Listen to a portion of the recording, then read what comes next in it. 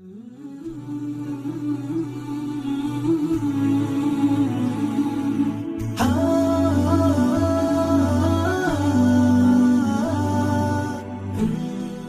زال أهل شمال قطاع غزة يعانون القصف والتشريد والتهديد والحصار والتشريد.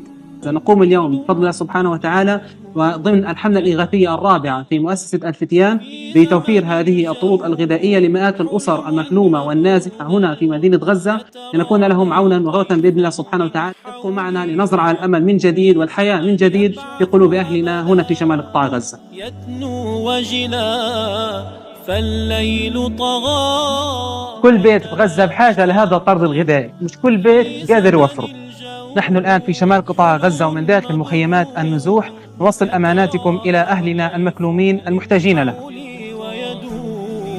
يبعث أملا يدنو وجلا فالليل طغى وتلاشى النور. يا رسول الله كم أحلم لو أني أمشي بخطى. نشكر مؤسسة الفتيان من إندونيسيا، نشكرها ألف مليون شكر، ويا رب تظلها دائما تفقدنا بالخير ومن مزيد يا رب إن شاء الله، وبارك الله فيهم وجزاهم الله كل خير.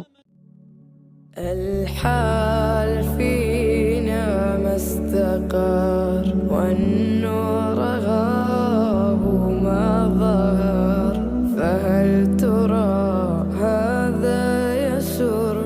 فبدا السؤال هنا يجر إلى متى؟ بفضل الله سبحانه وتعالى نستمر معكم في مؤسسة الفتيان ضمن الحملة الإغاثية الرابعة، حيث نقوم اليوم في مشروع توزيع أرغفة الخبز الخيرية على أهلنا المحتاجين لها داخل مراكز الإيواء ومخيمات النزوح هنا في شمال قطاع غزة. بارك الله في المتبرعين وبارك الله في كل من ساهم في هذا المشروع، ونسأل الله سبحانه وتعالى أن يطعمه من ثمار الجنة كما أطعم أهله وإخوانه المكلومين هنا في شمال قطاع غزة، وأن يجعل هذا العمل في ميزان حسناته.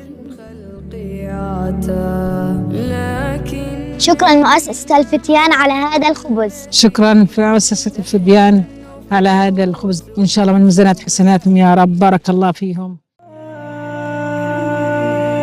قبل منامي مر ببالي وحي سؤال، لو أن انطلقا من قوله صلى الله عليه وسلم: مثل المؤمنين في توادهم وتراحمهم وتعاطفهم كمثل الجسد الواحد إذا اشتكى منه عضو تداعى له سائر الجسد بالسهر والحمى.